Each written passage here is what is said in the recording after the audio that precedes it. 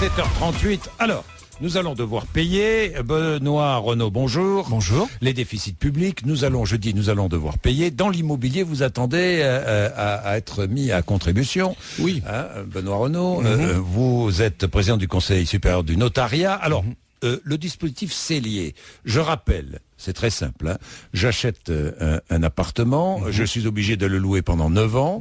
Et en contrepartie, je défiscalise une partie de mon achat. C'est bien Exactement. Cela, oui, exactement. Bon. Sous réserve d'acheter la plupart du temps dans le neuf avec des bâtiments qui ont des normes technologiques très modernes en rapport avec Grenelle. Alors la réduction d'impôt passerait de 22% d'investissement à 14 ou 15%.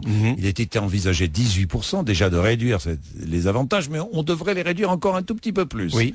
Ben, c'est une manière de diminuer l'avantage fiscal, c'est-à-dire que l'État va faire un peu moins de cadeaux. Je crois que c'est dans l'air du temps. Et tout simplement, les investisseurs qui étaient attirés vers le neuf vont être un peu moins attirés. Alors actuellement, vous entendez tous les gens qui travaillent dans la promotion immobilière et dans le neuf dire que il y a un effondrement du marché. C'est déjà le cas puisque on est passé l'année dernière, en début d'année, de 115 000, 120 000 ventes à près de 70 000 seulement. Donc il y a actuellement un véritable marasme sur ce marché. Et c'est vrai que le marché du neuf était tiré, mais depuis des années, par un certain nombre d'avantages fiscaux, puisque Cellier n'est que la suite d'autres dispositifs. Conditions restreintes pour le prêt à taux zéro. Oui. Alors ça, c'est pour l'achat d'un logement, donc. Oui, logement ou pour les constructions. Alors ces conditions d'attribution seraient restreintes, donc, pour les logements anciens, notamment. Alors, le prêt à taux zéro avait mal débuté. Il était pas terriblement bien ficelé il y a 2-3 ans. Il a été repris, réactivé par le gouvernement il y a à peu près 18 mois, 1 an. Et on attendait de voir les nouveaux effets du nouveau prêt à taux zéro, le nouveau PTZ, qui finalement était plus ouvert. Il n'y avait pas de conditions de ressources, c'était meilleur. Est-il logique qu'il n'y ait pas de conditions de ressources? Alors, effectivement, ça c'est un choix qui appartient aux politiques. C'est pas le technicien notaire qui va donner son avis. Mais il est évident qu'on peut penser que sur certains nombres d'aides et des prêts à taux zéro, ça devrait être réservé à une frange de population qui a besoin d'accéder à la propriété, qui n'a peut-être pas toutes les facilités financières.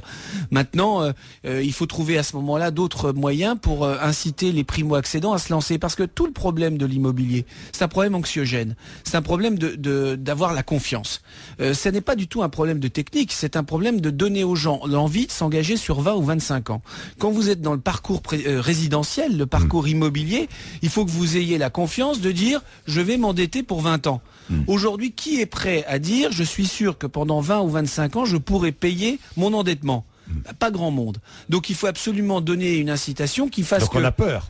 Oui, on a peur d'acheter, on a peur de s'endetter. C'est exactement le problème. Et donc, il faut absolument rénover cette confiance. Et pour rénover cette confiance, il faut que les mesures soient claires. Alors, on peut toujours enlever ci, enlever ça. Mais si on change la politique fiscale tous les 2 ans, ça va pas donner envie aux gens de s'engager sur 20 ans. Oui. Le régime de l'ensemble des plus-values immobilières pourrait désormais être durci. Oui, ça avait déjà été une piste. C'est quoi une plus-value immobilière pour expliquer c'est tout simplement le bénéfice que vous faites lorsque vous avez acheté un bien immobilier il y a une dizaine d'années, vous le revendez 10 ans plus tard, vous avez fait un bénéfice et sous réserve d'un certain nombre de déductions, le bénéfice net peut être soumis à l'impôt. Alors la piste qui semble être suivie, ce serait une augmentation des prélèvements sociaux. Alors, si j'achète un bien immobilier dans une résidence de tourisme classée, dans une résidence de tourisme d'affaires, dans une résidence étudiante, dans une résidence pour personnes âgées, dans une résidence pour personnes handicapées, j'ai là aussi une défiscalisation, droit à des réductions d'impôts. C'est ça, c'était le dispositif Bouvard. Et ce dispositif est menacé lui aussi. Oui, mais c'est un produit fiscal. Vous savez très bien que c'est une niche fiscale. Oui, on peut le dire. Alors, c'est pas très gentil de dire une niche parce que quand vous achetez une chambre médicalisée, vous imaginez bien que les personnes âgées qui sont dedans, ou une résidence pour étudiants, c'est pas vraiment un clapier non plus. Donc, mais c'est vrai que c'est un produit fiscal. Vous achetez, mais vous irez jamais habiter dans cette résidence hôtelière, résidence étudiante ou la résidence médicalisée. Par contre, pour aider les programmes à se diversifier, c'est une sorte de partenariat un peu public-privé. On dit il faut des résidences médicalisées, il faut des résidences étudiantes.